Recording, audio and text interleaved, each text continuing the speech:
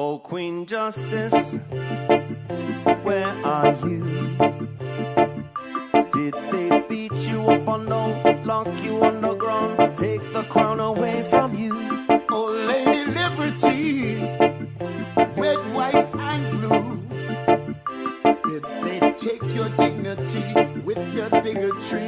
Teach you that you're born to lose. Free or guilty, it's gonna get filthy. Better believe, roll up your sleeves. It's gonna get rough, it's gonna be tough. We all agree, we've had enough.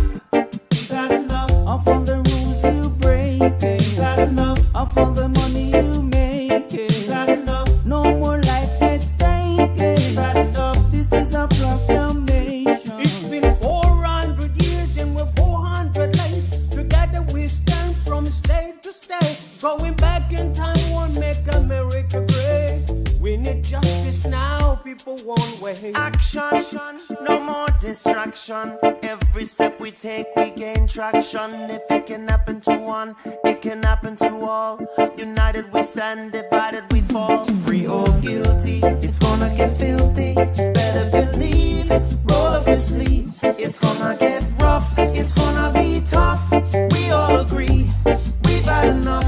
We've had enough of all the rules you were breaking. We've had enough of all the money you were making. We've had enough, no more life gets taken. We've had enough, this is a proclamation. Free or guilty, it's gonna get filthy. You better believe, just roll up your sleeves. It's gonna get rough, it's gonna be tough. We all agree, we've had enough. We've had enough of all the rules you're breaking. We've had enough, all the money you're making. We've had enough, no more life gets taken. We've had enough, this is the proclamation. We've had enough. Trayvon Martin and Tommy Rice. We've had enough. Michael Brown and Eric gonna pay the price. We've had enough. Philando, Breonna, George Floyd. What? We've had enough. So many gone. How can we fill the void? How can we feel? We've had enough. John Crawford, I know you've heard. We've had enough. Sandra Bland, come on and take a stand. We've had enough. Sean Bell, what the hell? We've had enough. Freddie Gray, did you hear what I said? We've had enough. This is a proclamation.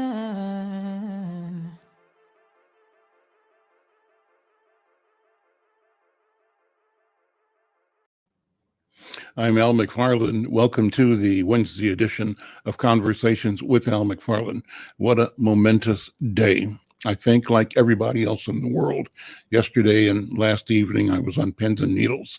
Hard to catch my breath, almost just weighted down by the anticipation of what would happen with the announcement of the verdict in the trial of Derek Chauvin, the Minneapolis police officer, former police officer, charged and yesterday found guilty on 3 counts in the death of George Floyd last May 25th. And it's right that this anticipation is taking up so much of our mental space, our emotional, our social space right now, because it's significant. What has happened here on so many levels is a watershed event, a flex point, a place where we can look at both the history of justice and or lack of it, the history of our struggle as people to obtain, and to be reflected in the language of justice. And it's a time where we look at the future. Where do we go from here? How do we ensure that the inevitable backlash doesn't cause suffering, pain, and regression in society and certainly among our people? So I'm glad to have this conversation today, and am being joined by esteemed legal minds who will talk about their take on where we're going, what we've been doing. And I'm also expecting that at the bottom of the hour, we'll be joined by the mayor of Minneapolis, Jacob Frey. He's got a lot to talk about, a lot going on. Today, this morning, the announcement that the Attorney General has decided to instigate or institute an investigation in Minnesota. We'll talk about all of that. So my guests are here now. Let me first introduce a colleague and guest, and that's Stacey Brown, who's the National Newspaper Publishers Association national correspondent, NNPA. We call that the Black Press of America. It is. We think it's actually the Black press of the world, the voice of Black people worldwide. Stacey, good to see you, and thanks for being a part of this call today. And then here in Twin Cities, two attorneys, Aya Helmi, you can help me make sure I'm pronouncing the name properly, please, and Jules Porter. And I'm so pleased to have you both here to get your take on where we are as a community. You all are not only attorneys, but you're also entrepreneurs. You're also young. You're also what I would call fierce Black women, powerful, committed, fearless Black women. So I want to engage you on all of those platforms to have you talk about what's happening in the legal arena, the verdict, the trial, nuances, what we should expect as a community, both in understanding, assembling the information, and how do we take that and make sure we, as a collective, move forward towards this ideal of justice for our people, which is justice for humanity. And so let me start by asking Stacey Brown, give me a sense of what you're hearing from Black press around the country or Black people in DC about the momentousness of the verdict in the trial of Derek Chauvin yesterday, a trial that rendered a guilty verdict on 3 counts, second-degree murder, third-degree murder, and second-degree manslaughter. As we noticed yesterday, Mr. Chauvin was escorted from the courthouse, handcuffed, and taken into detention by Hennepin County sheriffs. What are you hearing, Stacey Brown? Well, it's interesting, Al. You mentioned at the last thing you said there, him being Chauvin being taken out in handcuffs. That was extremely important. This is, one of those things where people have been upset, they had been fed up, and to see any type of favoritism granted this ex-officer who committed such a heinous crime, that was the key. Revoking the bail immediately, sending him directly to prison. Everyone could see him handcuffed. I think that really was the moment that the so-called sigh of relief hit, because you realize, okay, this really is justice.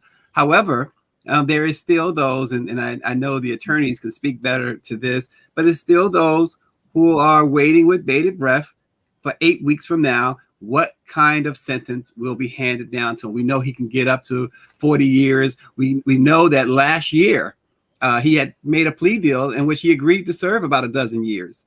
So I think people are not going to be satisfied if this judge comes with a minimum of 12 years or anything in that neighborhood. I think they want the full, obviously people want the full 40.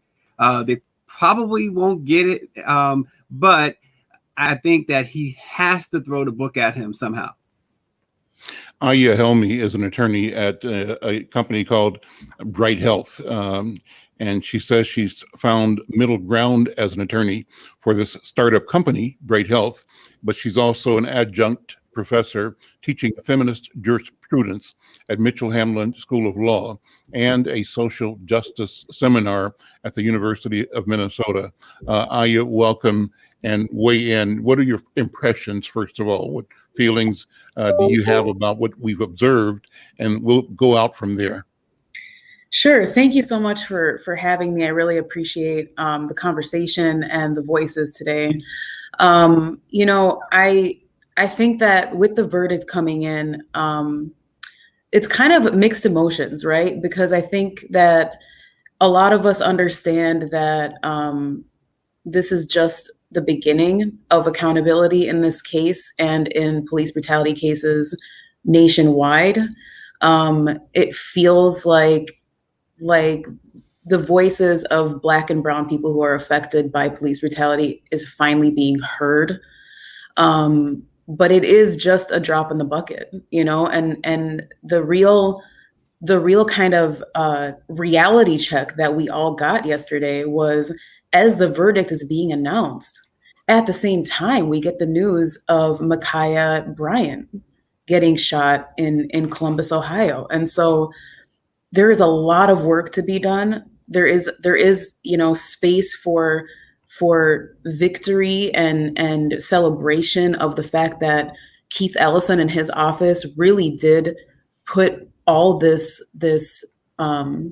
you know, brilliance and effort and resources into trying this case in a way that, you know, we typically don't see in these police brutality cases. And the fact that the jury did do the right thing here, and the fact that police officers came forward and broke the blue wall of silence on this case. So there are a lot of things to be happy about and to be celebratory about, excuse me. But also at the same time, there is the rest of the picture that we are also painfully aware of.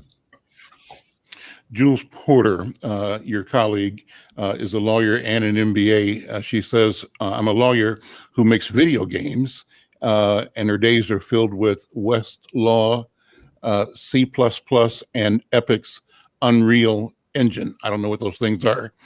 She does say that she's a proud military veteran, and has a master's of business administration and Juris Doctor from the University of St. Thomas. I happen to, I think we've talked once before, Jules, maybe we have, but I know I've been talking to your parents, and yes, your parents are good friends of mine. So this meeting has been intended and underway for several years now. So it's so good to see you and to have the conversation with you, even especially under the circumstance. So I look to you both for, you know, your business eye, both for the legal eye, but particularly because you're in the technology space for the new world and for young people in particular, and how all of this both influences and informs where you think society, community, justice will go. Because in this case, justice is tied to technology. Thank God for the 17-year-old young woman who had the presence of mind to sit and record that transaction, the death of George Floyd. And so technology is the player. The star witness was the technology. Jules, what's top of mind with you right now? And thank you for being here. Well, thank you so much for having me. And it's nice to meet both Stacey, and it's good to see Aya again.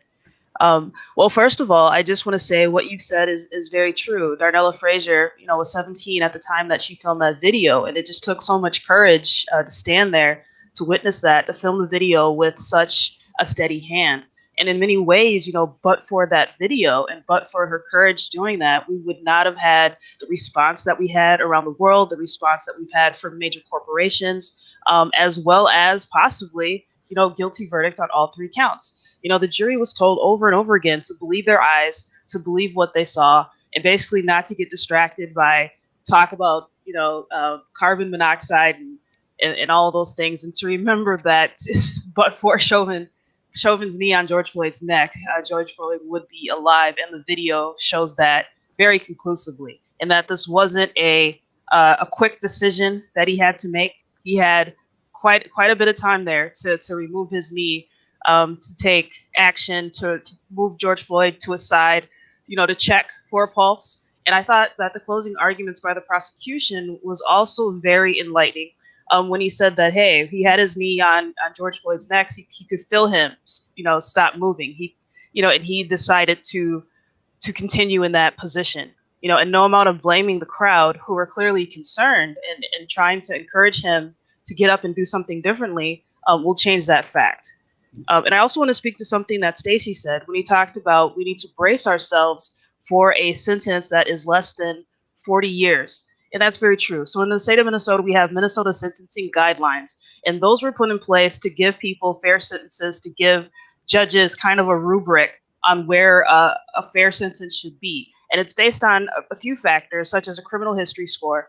And then you have a Blakely motion by the prosecution in order to introduce aggravating factors that would make a more harsh sentence justifiable. And then you'll have the defense arguing mitigating factors to make the sentence a little bit less. So, but the guideline sentence here is about 12.5 years. So it could be a range from about 10 to 15 years. And it's possible with more aggravating factors that it will go even higher, maybe 20, 25 years. We just have to be ready for that reality. And also the realization that that Chauvin decided not to have his sentencing heard before a jury, but to have it before the judge. And judges are more likely to go by the sentencing guidelines. Yeah. And you What know are what, some Al, of the oh, go ahead, Stacey. what's interesting too, Al, is that throughout the whole process, and this is another thing you had asked at the top, the feedback I've been getting.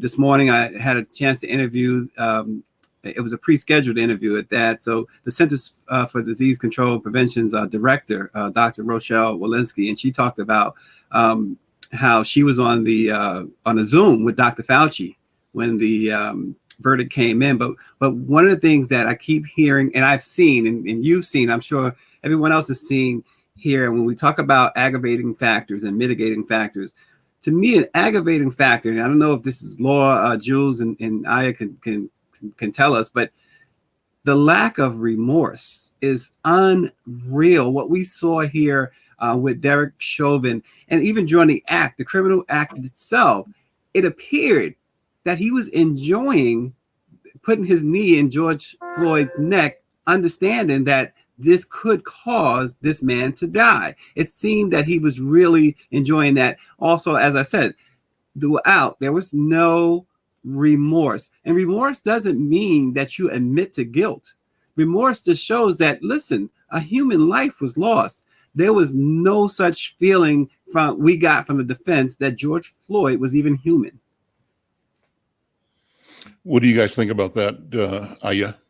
Yeah, I mean, I completely agree. So typically, from a legal perspective, during a sentencing hearing, a defendant will have an opportunity to present his side of the story and show that remorse, and write a letter to the family and explain to the judge, yes, I did this, but I've had time to think about it and I feel so badly, or yes, I did this, but I didn't mean to, or whatever his case may be. And in this entire case, we haven't heard a single thing about Chauvin and from Chauvin. And that was honestly one of the surprising things about this defense to me, was that he didn't try to humanize Chauvin at all.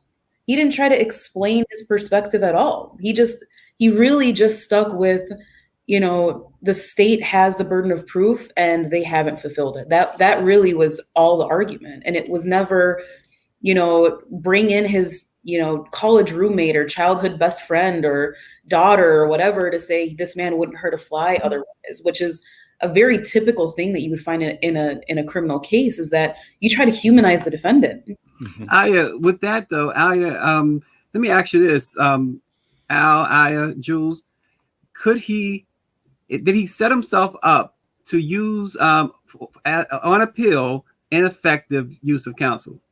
No.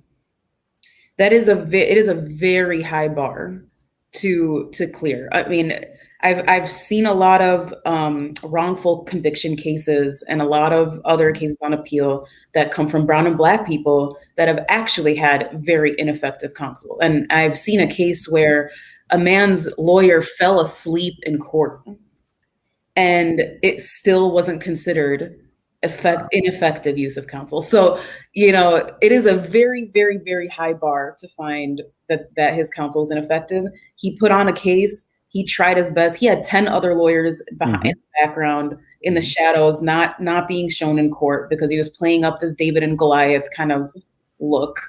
And there's no way that he can argue that he had ineffective counsel, honestly. Yeah, and they actually put on the record a couple times where the attorney Nelson had to question Mr. Chauvin, especially before he took his Fifth Amendment right to not testify, where he had to basically confirm that he's had many conversations with his counsel about this decision, any back and forths, right? And then the judge questioned him directly to confirm that Chauvin had that. So it'll be difficult with that as well. for an ineffective assistance of counsel claim. What about the optics of the final moment? It looked like Chauvin had turned to Attorney Nelson, and they kept distance, and they either exchanged a word or a look. Did you all get that sense? What could have been going on? What typically is the next move when you lose the case and your client is being escorted out in handcuffs? What do you say to him or her? What can they say to you? I'll see you in a day, or don't worry, or we'll get you out of this. What goes on typically? Well, I've never been a criminal defense attorney, but from what I've seen typically in court, it's usually something like, I'll see you soon. Don't worry. It'll be, we'll figure this out. That's usually the kind of thing that's exchanged right there. And you could see kind of in Chauvin's eyes in that moment that he was shocked. Mm-hmm. And he shouldn't have been, because I think his lawyer knew 100% that he would be convicted. Yeah. You could see throughout his entire defense that really what he's doing is setting up an appeal, and he's trying to get this man off on a technicality on appeal. That's really what he's doing, and that's a pretty typical kind of strategy to have, where if you know that in front of a jury or in front of a judge that your client really doesn't have that great of a case, you will be very, very diligent to set things up for a more effective appeal. And I mean, one of the things was that I was surprised actually that he chose to have a jury in this trial, because from a strategic perspective, you would think that he wouldn't want a group of people from the community to be the ones deciding his fate here, given the fact that a group of people from the community was onlooking in this situation and was telling him to get his knee off this man's neck and was horrified by what he did. And the entire world, was ignited by what he did. And so he knows what the average person thinks. But I also think that the opposite side of that, and kind of like maybe the evil genius kind of side of things, is that you could say that there is no way to have an untainted jury in this case. Mm-hmm. He effectively doesn't have the ability to have a fair jury trial. And so that would be an argument for him on appeal. But wasn't also the arrogance there too, that it seems that Attorney Nelson and Chauvin was looking for that one juror, that one white juror who, even in the closing, I can't tell you the exact words. I don't recall the exact words, but the closing was almost a dog whistle, like, you know what to do type thing. And they were hoping that one of them would say, you know what, we're not sending a white cop to prison for a black criminal, because that's how they look at us all as criminals. Did you get the sense, Jules or Aya or Al, that there was that just one juror, that arrogance, that we're going to get that one juror? Yeah, when I was talking to my mother after the verdict, she's from Mississippi, a little bitty town called Progress, Mississippi. But one thing that really impacted her as a child was the story of Emmett Till and what happened with Emmett Till. And Emmett Till was also, one of the first stories that technology played a huge factor. Mamie Till's courage to have that open casket, Jet Magazine, putting Emmett Till on the cover was huge. And in that case also, you had the perpetrators. Everybody knew they did it, right? They had no remorse. They had little smirks on their faces, and they escaped justice, which is what they knew they would do. But in this case, you had a lot of those same things, right? You had images that went across the world, and you had an officer who, probably had some certainty that, hey, in Minnesota, the white cops have not been convicted yet. I should be fine. I should have this one attorney. I don't really have to say anything. I don't have to put on the most robust defense ever, and I'll be okay. But in this case, finally, in 2021, there is a different result.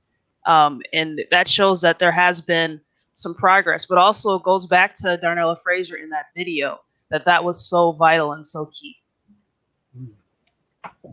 Yeah, and I also think that the dog whistling thing, that was throughout the trial. Like, yes.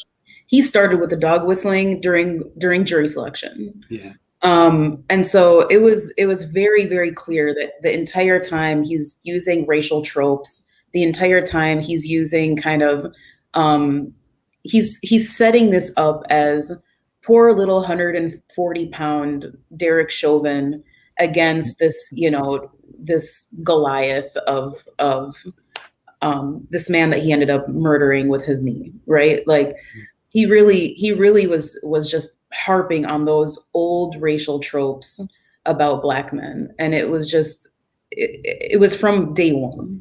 Yeah, take a minute and ahead.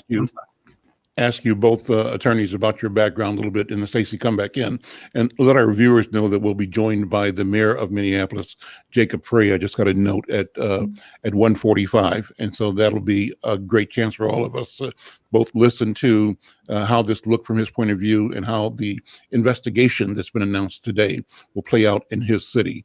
But Aya, take a minute and talk about you, Aya, and your path to being here today as an attorney. Oh, sure. Yeah, so I went to the University of Minnesota for undergrad. I was a political science major. I've always known that I wanted to go into the law. I'm someone who kind of always wanted to help people and find a way to address injustice in one way or another. And I ended up, I took a year off between undergrad and law school. I worked for the ACLU for a little bit. And then I went to Mitchell Hamlin. Now it used to be William Mitchell College of Law. And when I came out, I moved to Washington, D.C. I worked for a short time at the Department of Forensic Science in the General Counsel's office there. I did work on my own, some business and employment law stuff. I did some work with the Innocence Project out there, screening cases for them. And then I came back to Minneapolis. I worked for a judge in district court for a couple of years, which was incredible experience. I did criminal cases, civil cases. It was great. It really gave me a lot of insight into the jury, because after every court case that came before my judge, we would go back and have a conversation with the jury, and they would spell out everything that they thought about and all the conversations they had. And then I worked for the Ramsey County Attorney's Office for 3 years, where I both did litigation on their behalf as well as advising county agencies. And now I work for a startup health insurance company called Bright Health, helping them expand their network to bring in hospitals and facilities and providers into the network. And the aim of this health insurance company is to kind of respond to the Affordable Care Act and provide great healthcare for people at affordable prices. So, I'm doing all that, and at the same time, for the past 4 years, I've been teaching both at Mitchell Hamlin School of Law. I teach feminist legal theory there. And then just this semester, I started teaching at the University of Minnesota, a social justice class. So have my hand in a lot of different pots, but keeping my head above water. Native of Minneapolis, you Twin Cities based? You from here? Yeah, okay. I was born and raised between here and Cairo, Egypt, which is where my family's from. Okay, great. Well, it's great to hear the background. And Jules, same thing, background. What brought you to where you are in career and in your life at the moment? Yeah, thank you. So I was born and raised here in Minnesota. So for college, I went as far away as I possibly could. So I went to FAMU down in Tallahassee, Florida A&M University. Had a fantastic time there. Joined the military. I joined the United States Marine Corps. My job was first as an engineer, and then I did diplomatic security after that. So that was amazing. When I got out the Marine Corps, I finished up my aeronautics degree. I also went to seminary, so I have a theology degree. Worked for a little bit, and then the death of Trayvon Martin really shook me up and just changed a lot of things in my life. I felt powerless, and just what could I do if this happens, to my family? How can I get justice? I saw a TED Talk by Dr. Atika Tyner here in Minnesota, where she talked about how the law is the language of power. So that got me to apply at St. Thomas. Dr. Tyner is now one of my amazing mentors. So while at law school, right, we had Ferguson occur, the killing of Mike Brown. And reading that testimony, the grand jury testimony transcript, I saw that the officer, Darren Wilson, said that Mike Brown looked like a demon before he shot him. And that's Mm. when I realized that, hey, you have to at least see us as human beings for us to have a fair shot here. And it's going to take more than the law and change of policies. While they are very necessary, we have to hold people accountable. We have to change these policies. We have to change the culture of these police departments. But it's going to take more than the law to change a person's heart, to change what might be the very base and essence of their culture and of their identity. And so I also got my MBA at St. Thomas while going for my JD. I started a video game development company because I felt like that was a way that I could covertly teach some empathy, some cultural competency in a way that's really fun, where people don't even realize that they're learning something about their fellow human being. And of course, in video games, only 3% of the characters look like us. They're gangsters, mobsters, villains, or they're athletes. There's very few heroes that are people of color. And so that's what my company focuses on. And we also teach kids how to develop video games. So now I have an army of change makers with more BIPOC kids able to put their imaginations, their folklore out there for the public to see that, hey, we're regular people. We're not demons. And that's kind of the essence of what I do. I'm also involved in a lot of things behind the scenes here in Minnesota. I'm on the board of the Minnesota Association of Black Lawyers, and I assist many different organizations. I do a lot of tech stuff, and my specialty is kind of AI law, artificial intelligence, computer technology law. My pro bono work generally involves civil rights, social justice work, and just like I worked for a judge in district court and had great experiences there. Put together a lot of jury instructions while working for the courts. Stacey, impressive, right? What do you think, Stacey? Well, I was going to talk about my 12 law degrees that I don't have. And no, extremely impressive. It is a privilege to be on a panel with you guys. This is fantastic, Al. And so let me ask you both. I introduced you as entrepreneurial and as fierce, and you've made that case, I believe, already. Where do we go as a community? Here are the two options that I want you to consider. It seems like we're at a point as a people where we are even more willing to stand up, show up, stand out, voice our opinion. And that's against a cultural and historical backdrop that was structured to suppress and dissuade and discourage the clarity of speech and the insistence on that our urgency be taken for what we say it is, an urgency. So, and I say that is that I don't believe that we've not always been that way, but we haven't always had the ability to raise that narrative so that it was commonly understood that that is a character trait of a people intent, built on, and unstoppable in their pursuit for freedom and justice. I think that the narrative from outside of our community has always attempted to marginalize, to defeat us by disinformation, to encourage fractious activity within our families, our communities, our neighborhoods, and we've been under an incessant barrage of disinformation from day one. It continues today. The question is how we have responded, and I'm trying to make sure that I say that we've never succumbed to that. We've always resisted it, but we can resist it and are resisting it differently, more broadly, and with more ability to document our own resistance outside of the filter of the oppressors. That's my big story. What do you think, Aya, and what do you think, Jules? And where will you take our community, and where will you take our world?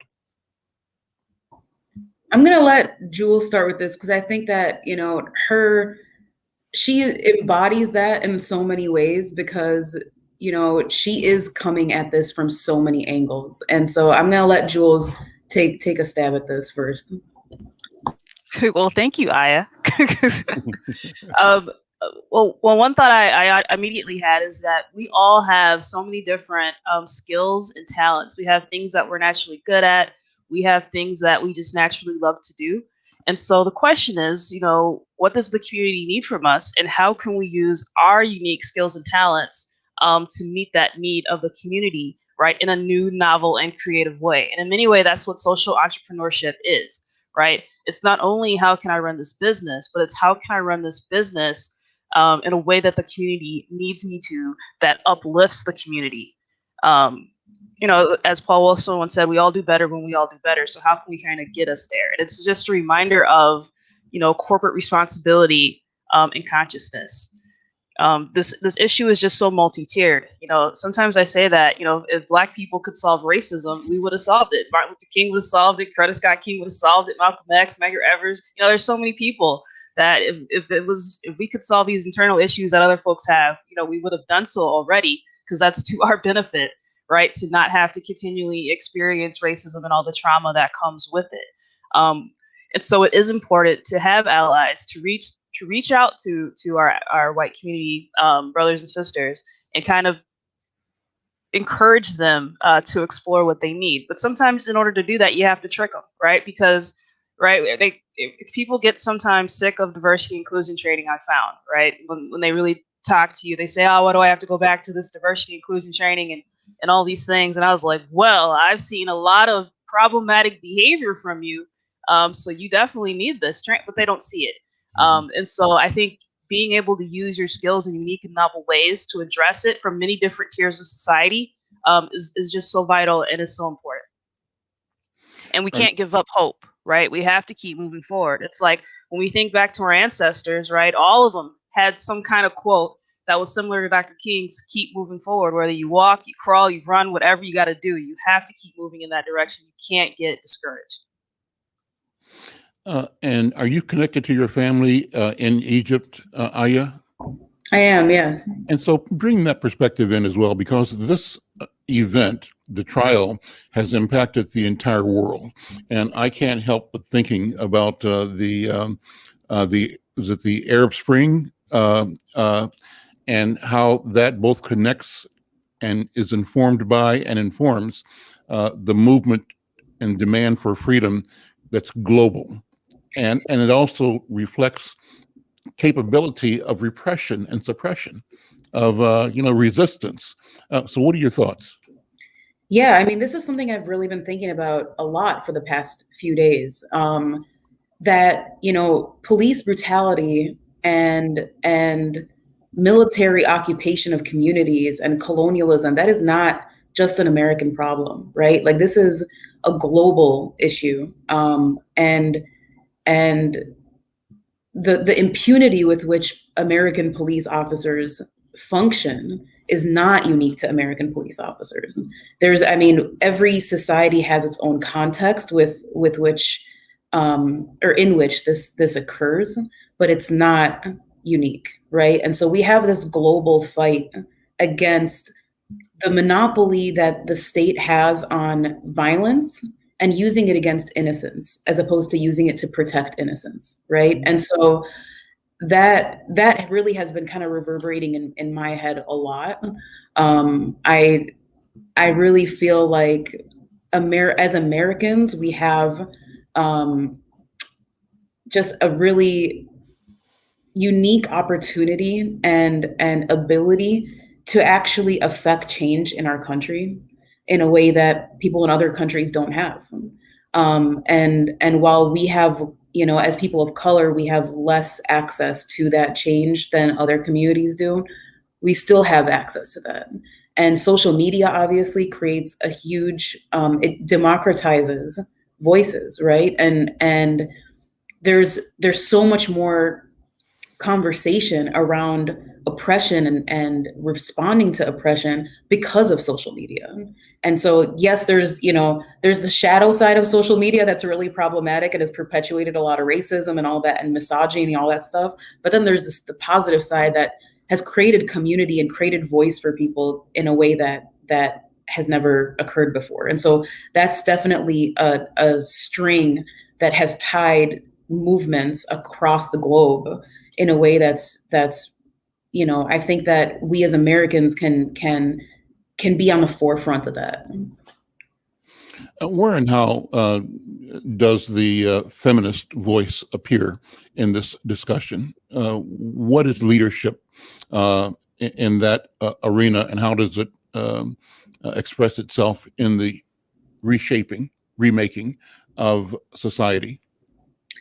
Yeah, I mean, so my version of feminism is really, womanism, and it's anti-racist, anti-ableist, anti-colonialist, and it's just, I think, in order to move forward as a society, we have to all move forward together, right? And so, women are half of the population, right? And so if we aren't uplifting women, then we are losing out on 50% of the talent, the leadership, the innovation, that could move us forward. Like if we had given just as much voice to women leaders over the past centuries, where would we have gotten today, right? Like what ideas and what thoughts and what innovation could have come forward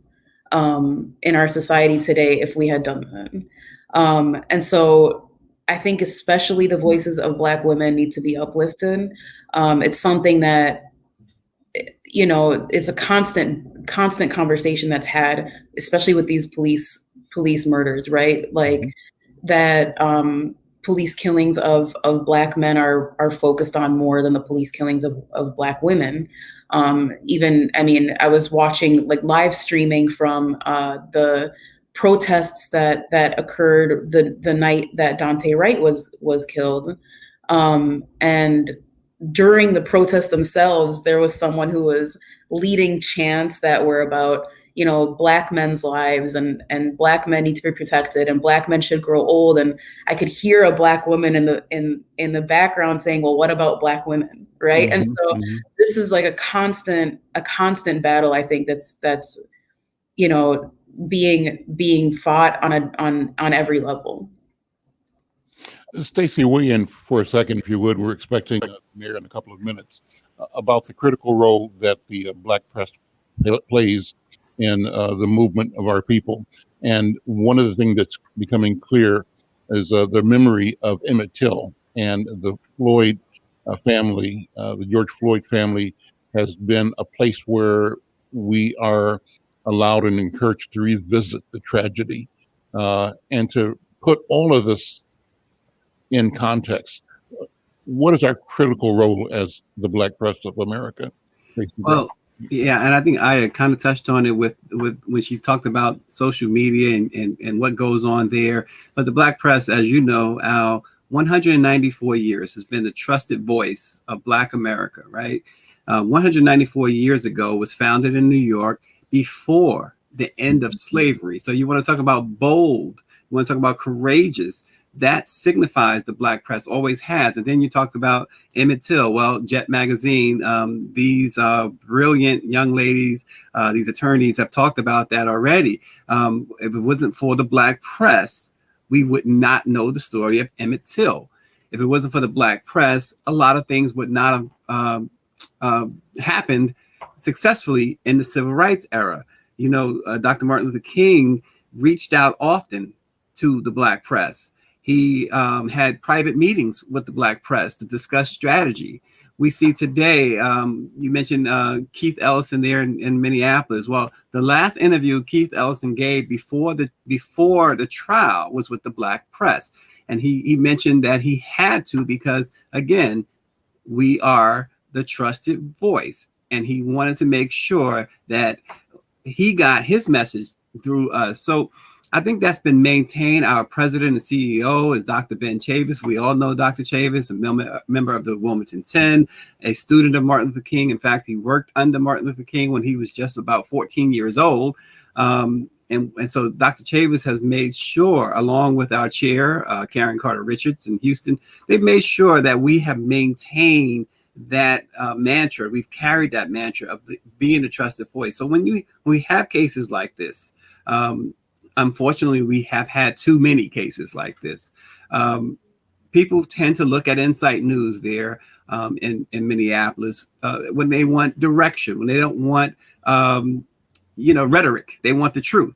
So we've carried that. I see you have a special guest there, so I'll I'll hold on to the rest of that thought, Al.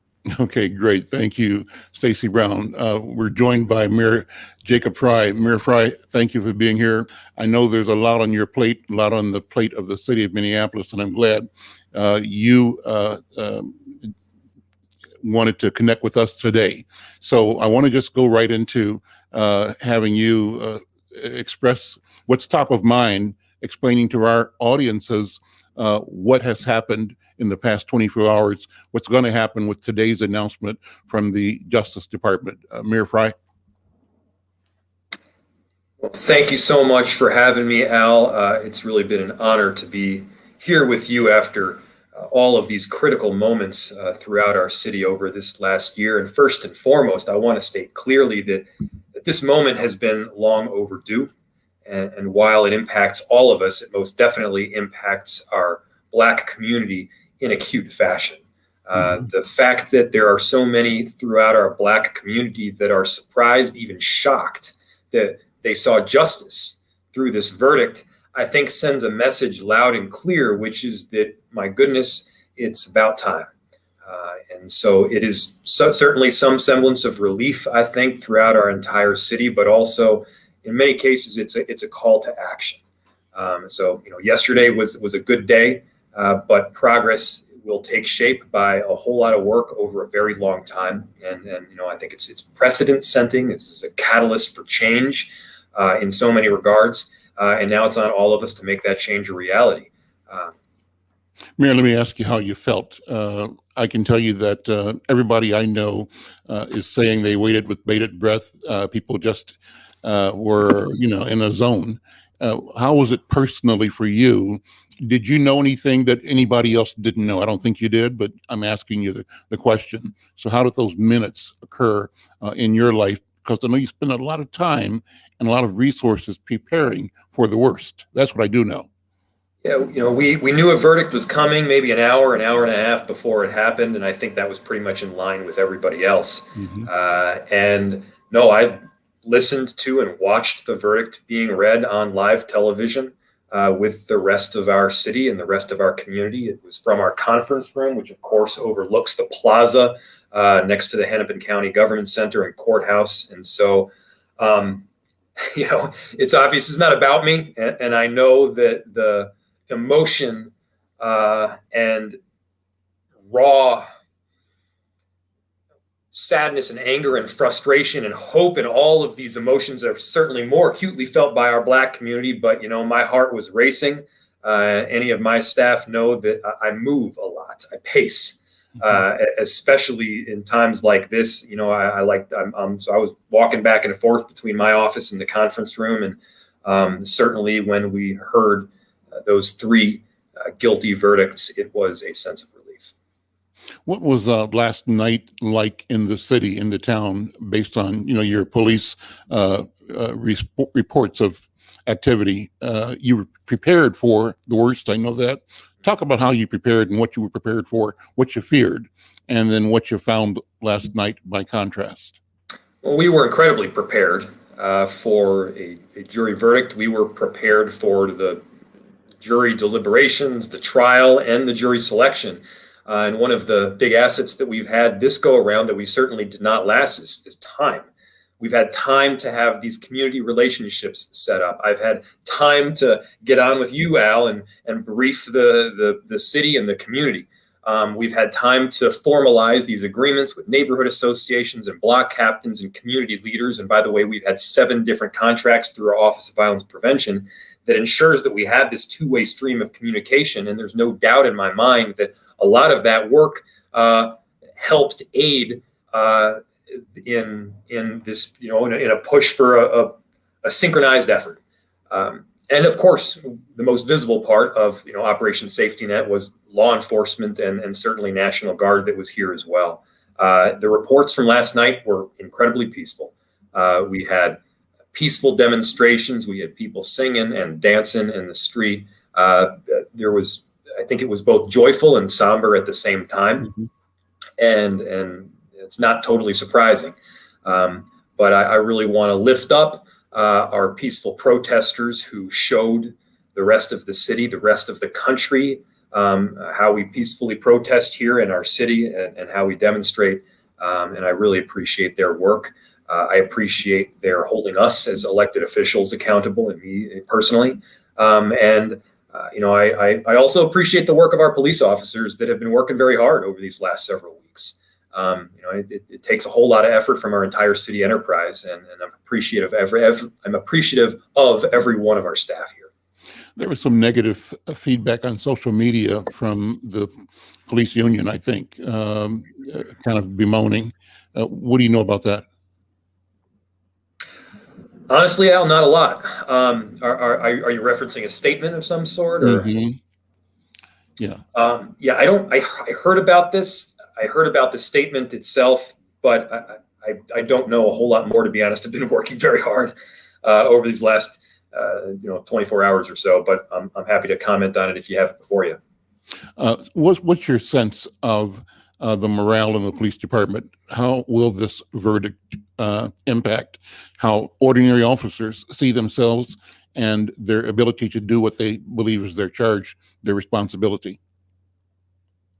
Well, I don't speak for our police officers, but I know that I've had a number of conversations with our chief Arredondo, and he feels very strongly that now is the time for change. Now is the time to get that deep-seated culture shift. There's the momentum there right now. And, to those officers that are on board with this shift of mentality, I support them. I do. I support them 100%. But, we have to recognize that this is a time for deep-seated change, and we're going to make sure to see it through to fruition.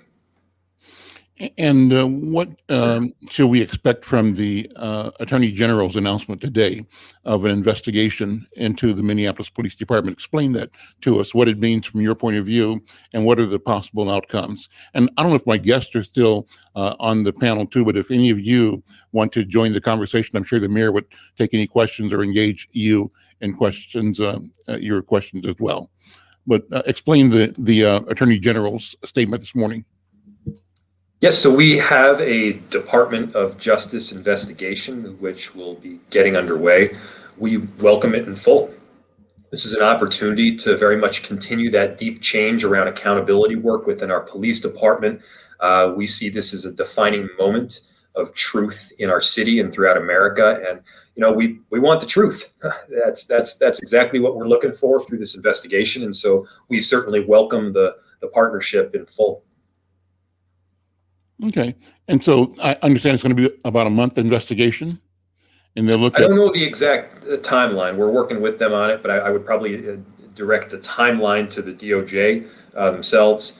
But no, we're going to be making sure to provide unfettered access. As you know, there's a couple of other investigations that are happening simultaneously, and this helps to provide us with the additional levers so that we're able to see some of that change through. And so, no, we don't have an exact timeline. Of course, there are a number of different outcomes that can emanate from the investigation itself. I don't want to presuppose what those outcomes will be. But, like I said, open book, full transparency. We want the truth. Good, bad, ugly, all in between. Let me close on this question, Mayor Fry. The discussion here about defund the police and police reform.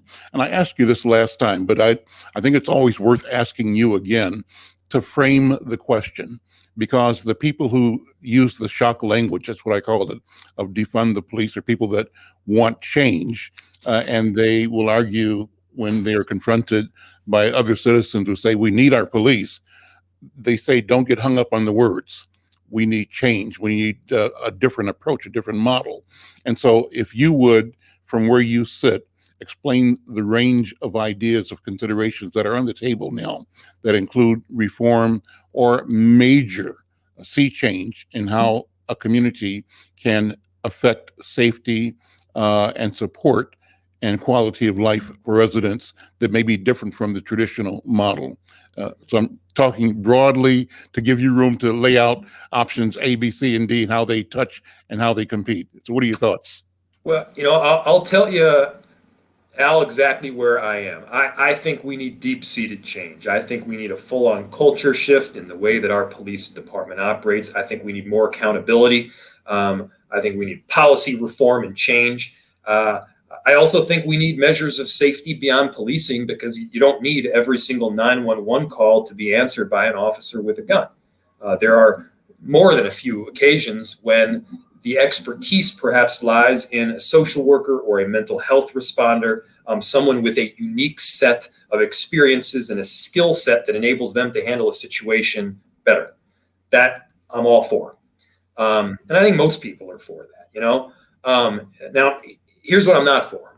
I'm not for just reducing the numbers of police officers that we have when we already have one of the lowest per capita ratios of officers in the entire country, as far as large cities go. Mm-hmm. We've seen major attrition in our department. And in addition to that safety beyond policing work, we also need police.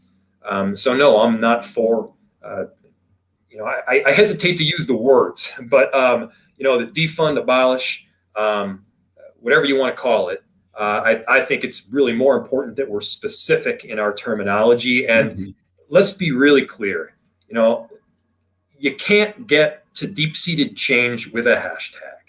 You can't get there with these simplistic answers.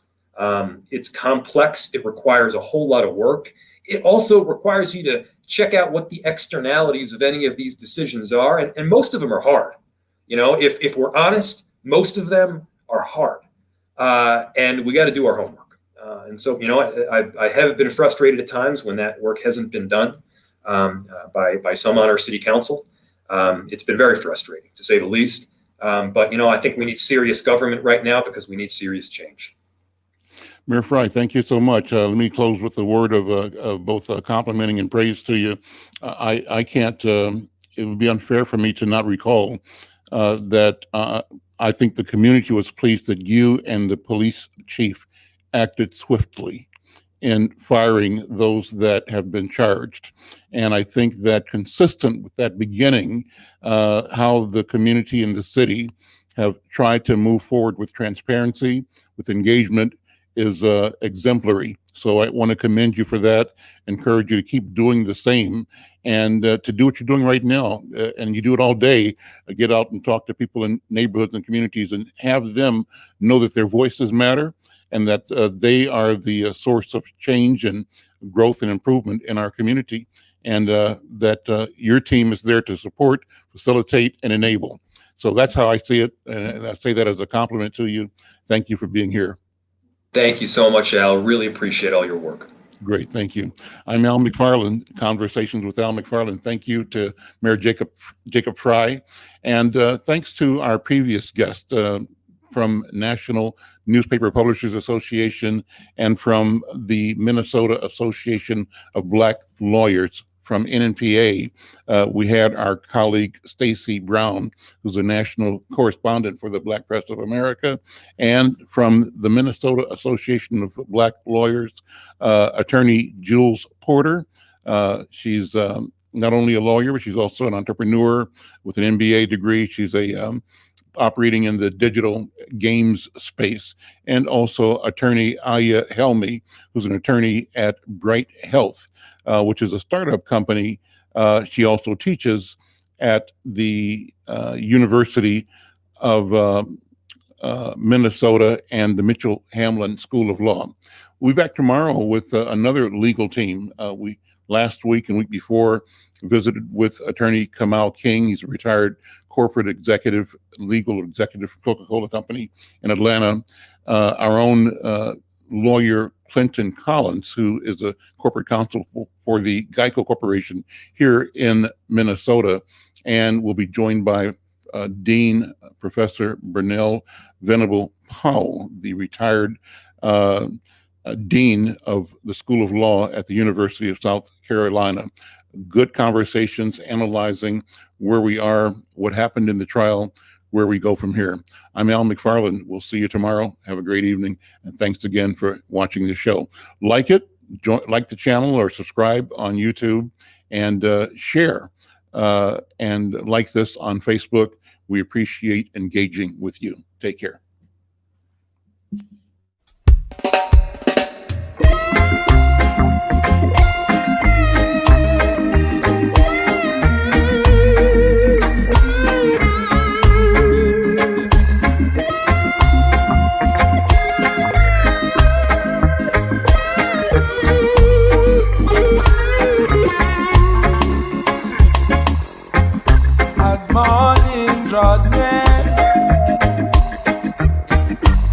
rise and say my prayer. Little piece of bread to my mouth, little tea to wash it out. It's my daily tribulation,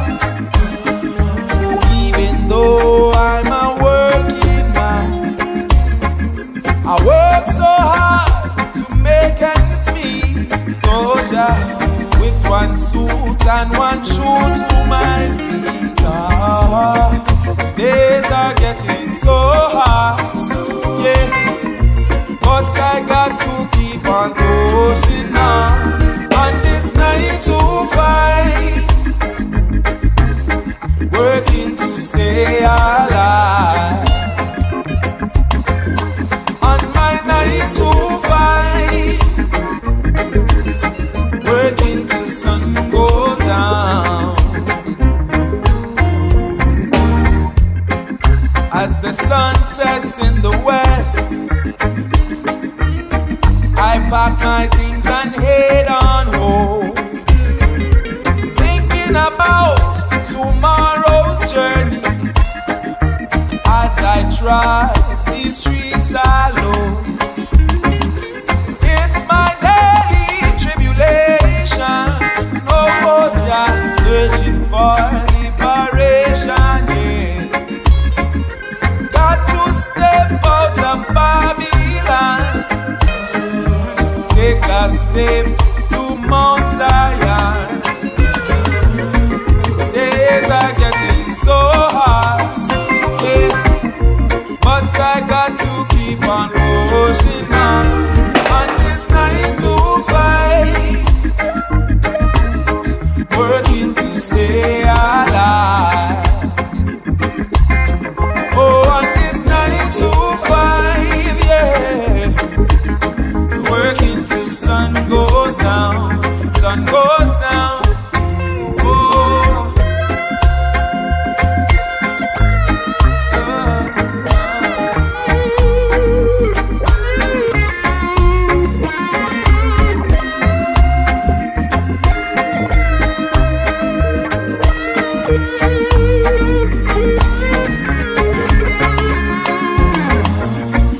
Days are getting so hard, yeah, but I got to keep on pushing on this 9 to 5, working to stay alive. Oh, on this 9 to 5, working till sun goes down, sun goes down, sun goes. On this 9 to 5, yeah, working to stay alive. Oh, on this 9 to 5, yeah, working till sun goes down. Oh Lord, got to keep working, got to keep working.